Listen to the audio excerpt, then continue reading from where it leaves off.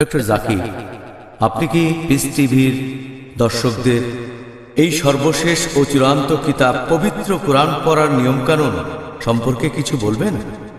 পবিত্র কোরআন পাঠ করার বেশ কিছু নিয়মকানুন আছে। এক নম্বর হচ্ছে, যখন কোরআন পাঠ করবেন এটা হবে শুধুমাত্র আল্লাহ তাআলার জন্য, শুধু তার রহমতের আশায়। 2 নম্বর, এটা হলে ভালো যে কোরআন পাঠ করার সময় আপনি থাকবেন ওযু করা অবস্থায়। 3 নম্বর, যে জায়গায় কোরআন রেখে পাঠ করছেন সেটা পরিষ্কার হবে। 4 নম্বর, সময়টা হবে খুব ভালো সময়।